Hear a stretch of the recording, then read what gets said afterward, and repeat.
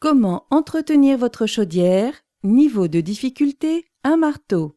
Pour rester performante, votre installation de chauffage central a besoin d'un suivi régulier. Si la maintenance technique est l'affaire d'un professionnel, vous pouvez largement participer à son entretien courant. Pour une installation ancienne et peu entretenue, vous aurez besoin d'un désembouant, d'un inhibiteur de corrosion et éventuellement d'un produit de colmatage. Munissez-vous d'un tournevis, d'une clé à molette, d'un entonnoir et d'un bout de tuyau d'arrosage. Prévoyez une paire de gants de protection étanches. Outre les petits gargouillis dans les radiateurs, la présence d'air dans le circuit de chauffage se vérifie déjà par la baisse de pression au manomètre de contrôle de la chaudière. Pour purger l'installation, commencez par stopper la chaudière, puis ajoutez de l'eau dans le circuit pour faire monter le manomètre à la pression de service, 1,5 et 2 bars par exemple. Arrivé à la pression de service, fermez le robinet d'arrivée d'eau. Vérifiez dans toutes les pièces que vos robinets sont bien ouverts au maximum afin de laisser un libre passage pour l'eau. La purge débute alors par le radiateur placé le plus haut et le plus loin de la chaudière. Selon les modèles, la vis de purge se manœuvre avec une clé, un tournevis ou à la main. Après la purge d'air de tous les radiateurs de l'installation, ouvrez l'arrivée d'eau de la chaudière pour refaire l'appoint de pression.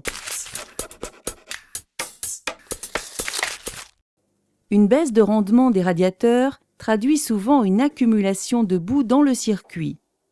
Pour désembouer, arrêtez la chaudière et laissez l'eau redescendre à température ambiante. Vidangez alors le circuit de 10 litres environ par un point bas du circuit ou directement sur une vanne de vidange de la chaudière. Choisissez le radiateur placé le plus haut de l'installation et démontez le corps du bouchon de purge. Attention au sens du pas de vis, parfois inversé. Versez doucement le liquide de traitement, puis remontez ensuite le corps du bouchon de purge du radiateur avec un joint neuf de préférence. Au remontage, commencez par un vissage à la main pour être sûr de ne pas abîmer les filetages, puis terminez à la clé à molette, ou mieux encore, avec une clé en plastique spécifique. Retournez à la chaudière pour faire l'appoint du circuit d'eau, purgez soigneusement, puis mettez en route le chauffage.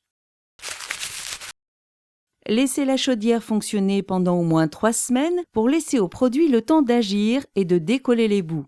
Ensuite, coupez le chauffage et procédez à une vidange complète de l'installation par son point bas. La vidange terminée, remplissez à nouveau le circuit, faites tourner la chaudière 2 à 3 heures pour rincer, puis vidangez à nouveau. Pour prévenir de nouvelles formations, un traitement s'impose. Le produit est introduit selon le même principe par l'orifice de purge du radiateur le plus haut de l'installation. Puis l'installation est purgée et remise en service.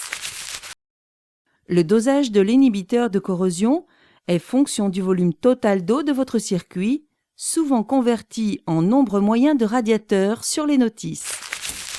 Si la visite annuelle d'un professionnel reste indispensable pour assurer l'entretien du brûleur, les réglages et le ramonage du conduit, vous pouvez apporter une large contribution pour maintenir votre système de chauffage au meilleur niveau. Une question, un doute, un conseil? Contactez le 0810 634 634. Question, un doute, un conseil? Contactez le 0810 634 634.